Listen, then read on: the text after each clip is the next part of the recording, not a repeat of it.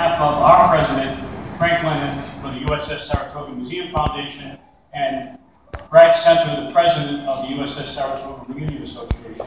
They both wish you all well and welcome here to this lovely state of Rhode Island. And I'm glad we had the weather cooperated with us, so we have a nice day to do this ceremony. We'll be telling you how that ceremony goes along, but we also have some other people to speak to first. I'd like to introduce now to you U.S. Air Force Brigadier General retired James D'Agostino. Jimmy was the former Assistant Adjutant for Air for the Rhode Island National Guard, and we believe he's the only serving Air Force general who can wear the Combat Infantryman's badge on his service uniform. He earned that doing the tour of duty in Vietnam when he started off his military career. Jim is here as a representative of the USS John F. Kennedy project. He's on the board of directors, and he'd not like to talk to you.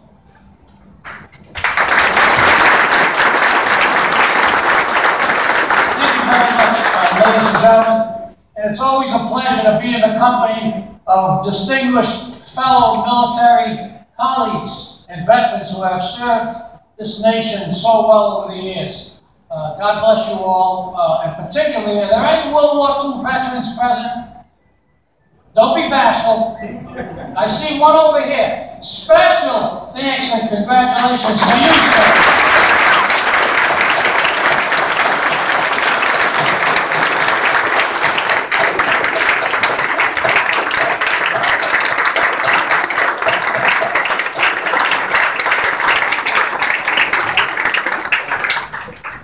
My remarks are going to be very brief, because my colleague William likes to talk a lot, and I told him I'll give you all the time.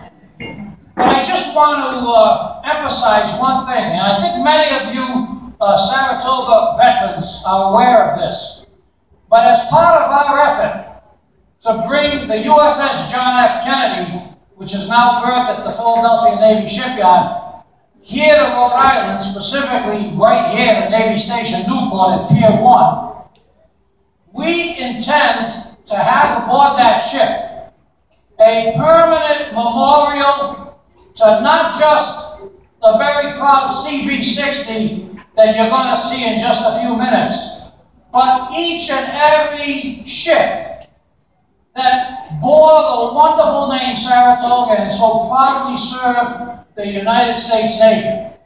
So although CV-60 will sadly go away, the memory of it and all of its predecessors will live on aboard the USS John F. Kennedy, and that's a promise. Thank you very much.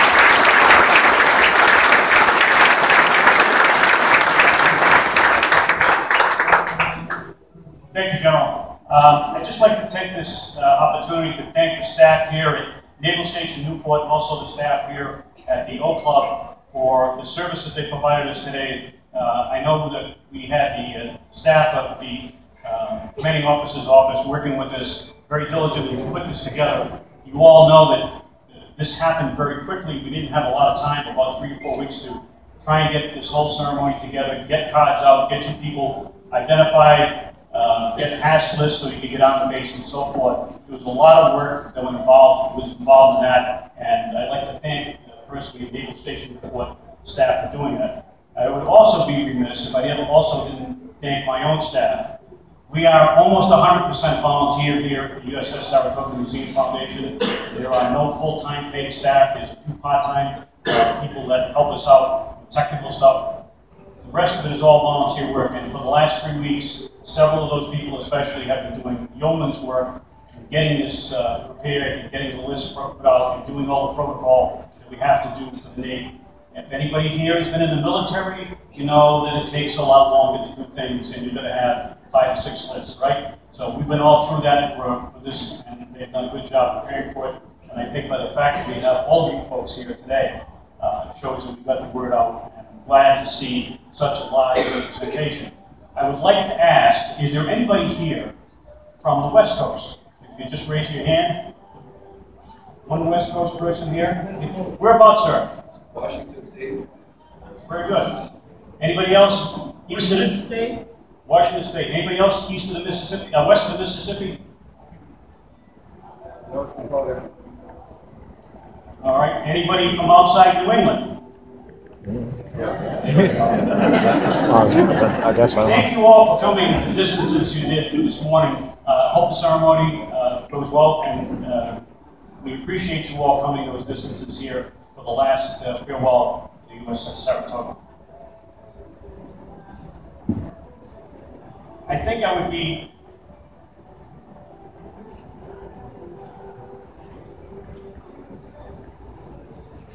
I just got the news I needed to have, and that was that the commanding officer of the Naval Station Newport is here. I'd like to now introduce Captain Doug McTerrian, commanding officer of the Naval Station Newport.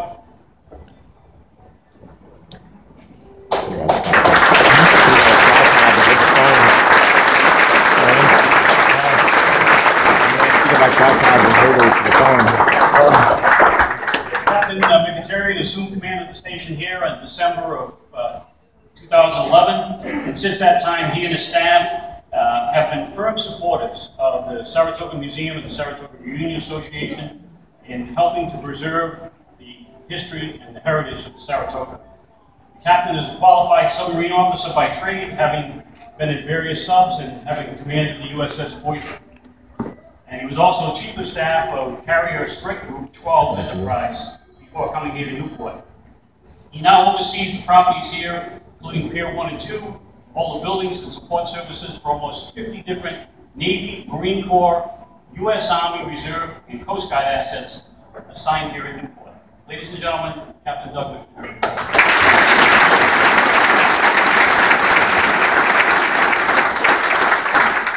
Good morning. Good morning. Wow, this is great. I saw where the hands were coming up from, so you're all over the place. I guess that makes sense. Certainly, over the years, the Saratoga operated in many places, and obviously, with so much time behind, the people from all over the place. So that's just great. I do, of course, want to thank the Naval Station Chaplain for providing this wonderful weather you all have today.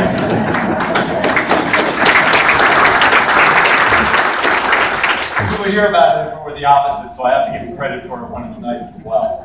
But really, what a great day to be able to do something like this. I know you're going to have it here. I think it's ready to go, and it's, such as it is. And have one last opportunity to be over by Sarah before she departs here in a couple of weeks. You know, it's great for us. You know, I know this is a mixed emotion sort of a day. Obviously, the fact that you're here shows how much this ship means to you all, and that's terrific. You know, I've been on 5 ships, 3 of which have been decommissioned so far. Unfortunately, it's just the way it goes for all of us over time. And you know, obviously, my preferred memories are the ship in its operating heyday, when, you know, at her best, fully manned, fully armed, fully, you know, painted, you know, and everything. You know, so you know, those of you who have driven by the area know, unfortunately, that's just not the case anymore. But she is still a Saratoga for a little bit longer. So it's great that you're able to be here. And it's a great thing for Newport to be able to retain some amount of a link to a ship operating past, which we just aren't anymore. You know, now we're a training center. You know, so we produce those officers and sailors and Marines who go off to do that work on ships, bases, overseas, wherever that may be. So, you know, it is absolutely a link that we retain to, you know, past and future here at Newport. And so we've been proud to call Saratoga home for 20 years now. And so almost 20 years. So again, welcome. Enjoy your day. And again, you know, one last opportunity to say a proper farewell to the former USS Saratoga. Thank you.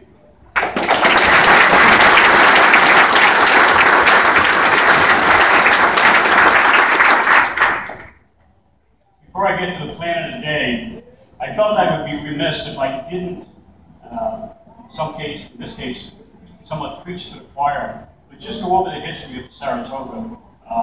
Everybody here doesn't know the whole history to it. Some of you served on it for certain times. You might have known the history prior to you serving on it, and then you were off. But I'd just like to go through and give you a short history of this proud lady.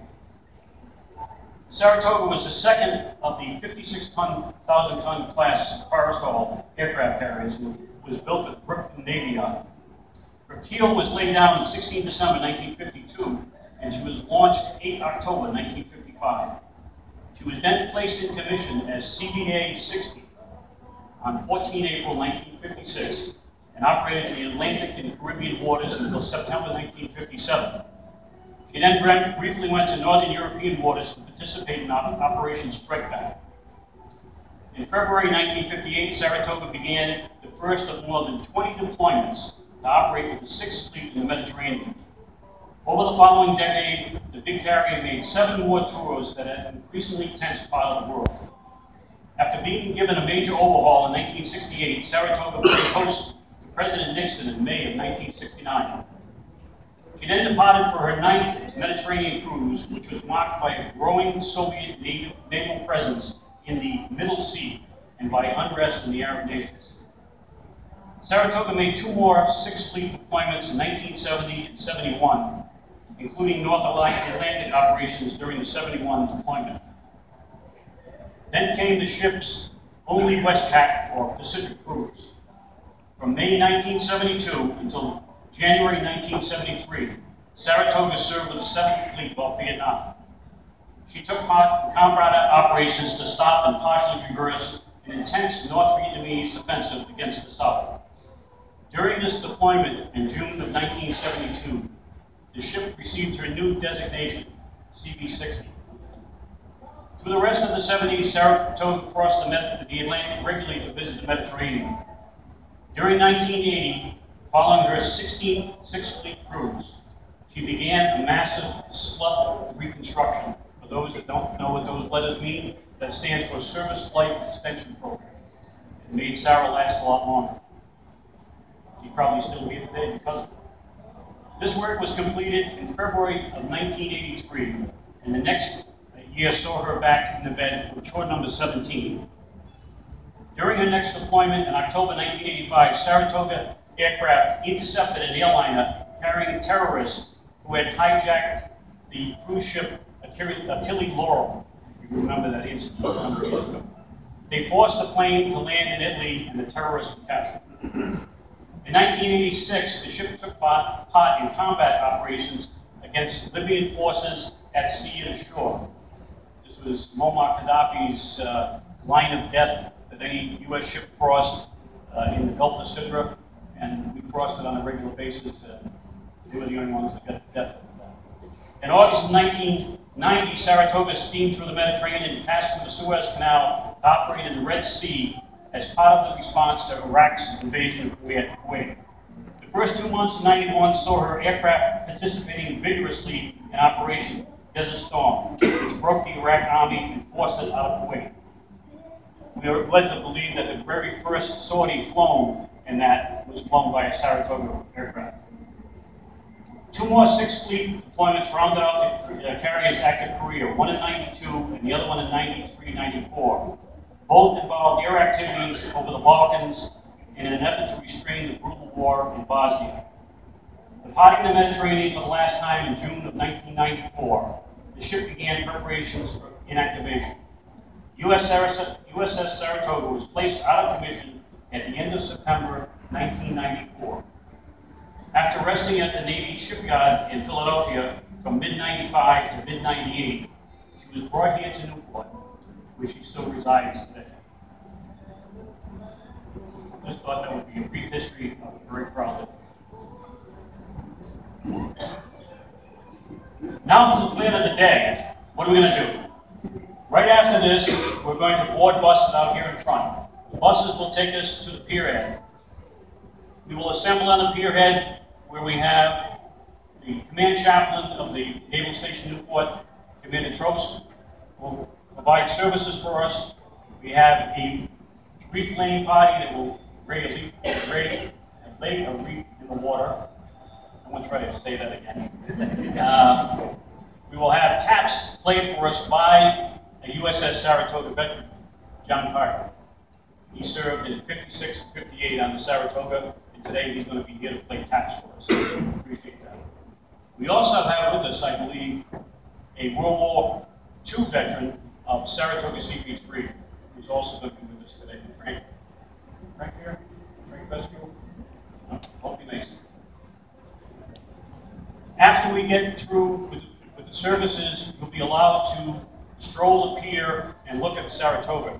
We will have guides on the pier keeping you out of certain areas, mainly anywhere there's overhang of Sarah over the pier. We have to be very careful that nothing's falling down from that. So you'll be kept out of those areas, so please do what the guides tell you. There'll be people with hard hats, and they have a hard hat on for a reason. So stay out of those areas, but you're free to walk up and down the pier. We will start loading the buses right after the service has ended, and then the buses will be getting loaded and coming here at about 10-minute intervals. You'll then be brought back to here, and you'll be able to either depart the naval station here, or you can stay here for lunch on your own, and you can see the view out here from the deck. It's beautiful. You may want to do that. This is a very important notice for somebody my age. There are no bathroom facilities on here. So please, as soon as I stop speaking, stop lining up at the bathrooms. You have to go here, you can't go later. I'm not filling out Department of Environmental Management forms about putting toxic waste in the bay. So here is the. There will be chilled water at the pier, but since most of the ceremony will take place with us standing anyway, there are no seating facilities per se at the pier. I think there's 1 or 2 chairs out there, but that's it. Because we will all be standing for the chaplain service for the placing of the reading taps. So when we get to the pier, we'll try and do that as quickly as we can so we don't have to have you standing in the hot sun too long.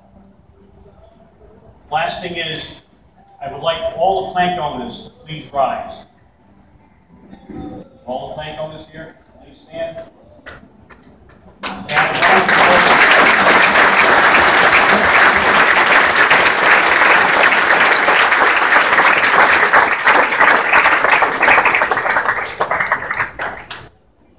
Gentlemen, if you could come up after I conclude speaking and see me, I want to see all the plank owners.